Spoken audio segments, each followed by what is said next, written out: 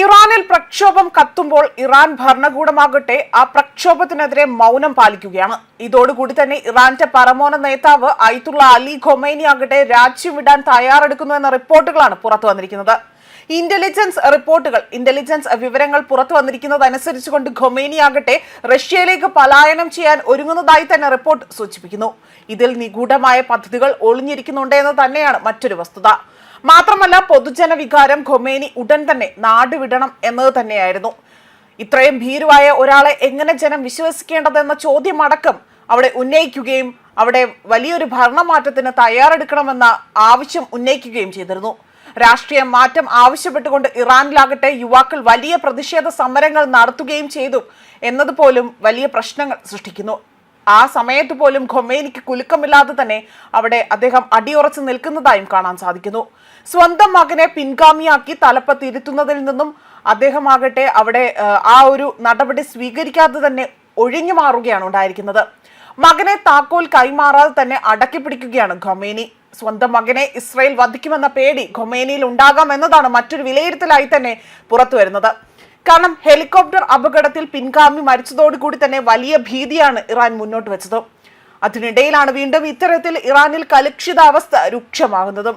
Currency തകർച്ചയും അതുപോലെ തന്നെ കത്തിക്കറിയ പണപ്പെരുപ്പവുമാണ് ഇത്തരത്തിൽ പ്രതിഷേധങ്ങൾക്ക് വഴിവെച്ചതെങ്കിൽ പോലും അത് മെല്ലെ മെല്ലെ തന്നെ ഭരണകൂടത്തിന്റെ മാറ്റത്തിനുള്ള ആക്രോശത്തിലേക്ക് വഴിമാറുകയാണ് ഉണ്ടായത്.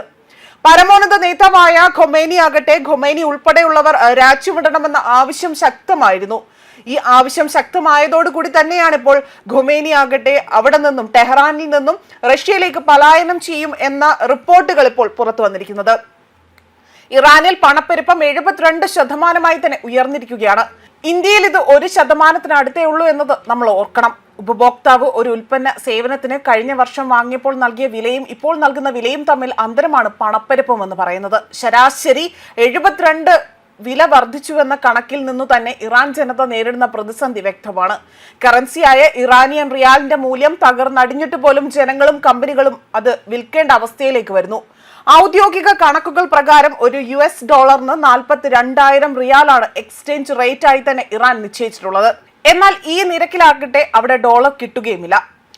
അതുപോലെ പുതിയ കണക്കുകൾ പ്രകാരം തന്നെ $1 കിട്ടാൻ 14.2 ലക്ഷം റിയാലെങ്കിലും കൊടുക്കേണ്ടി വരും. കറൻസിയുടെ മൂല്യ തകർച്ചയും പണപ്പെരുപ്പവും തടയാനായി തന്നെ അടുത്തിടെ റിയാലിൽ നിന്ന് 4 പൂജ്യങ്ങൾ വെട്ടിക്കളയാൻ ഇറാൻ തീരുമാനിച്ചെങ്കിലും ഗുണമുണ്ടായില്ല. ഇറാൻ പരമോന്നത നേതാവ് അയത്തുള്ള അലി ഖൊമൈനി ഇതുവരെ പ്രതിഷേധങ്ങളോട് ഔദ്യോഗികമായി തന്നെ പ്രതികരിച്ചിട്ടില്ല. അദ്ദേഹത്തിന്റെ ആരോഗ്യസ്ഥിതി മോശമാണെന്ന അഭ്യൂഹങ്ങൾ പരക്കുന്നതിനിടയിലാണ് ഇത്തരത്തിൽ പലായനം ചെയ്യാനുള്ള തീരുമാനമെടുത്തതായി തന്നെ റിപ്പോർട്ട് സൂചിപ്പിക്കുന്നത്. ഫലത്തിൽ പ്രക്ഷോഭത്തിന്റെ പശ്ചാത്തലത്തിൽ ഇറാനിയൻ സ്വാഭാവികമായ ഭരണമാറ്റമാണ് എല്ലാവരും പ്രതീക്ഷിക്കുന്നത്. 2025 തുടക്കത്തിൽ ഖൊമൈനി 3 പേരെ തന്റെ പിൻഗാമികളായി തന്നെ തിരഞ്ഞെടുത്തിരുന്നു. ഇതിൽ നിന്ന് മകനെ ഒഴിവാക്കുകയാണ് ഉണ്ടായത്. പിൻഗാമിയാകണമെന്ന് പ്രതീക്ഷിച്ചിരുന്ന മുൻ പ്രസിഡന്റ് ഇബ്രാഹിം റൈസി ആകട്ടെ 2024 ഒരു ഹെലികോപ്റ്റർ അപകടത്തിൽ കൊല്ലപ്പെടുകയും അതിൽ 3 പേരുടെ ചുരുക്കപ്പട്ടിക തയ്യാറാണെങ്കിൽ പോലും അവർക്ക് ആർക്കും തന്നെ ജനപിന്തുണയില്ല എന്നതാണ് മറ്റൊരു വസ്തുതയായി എടുത്തു പറയേണ്ട കാര്യം. ഇതോടെ ഇറാനെ ശക്തമായി അവർക്ക് നയിക്കാനാകുമെന്ന് കരുതുന്നവർ വളരെ വിരളമാണ് എന്നതാണ് വ്യക്തമാകുന്നതും. ന്യൂസ് ഡെസ്ക് കർമ്മ ന്യൂസ്.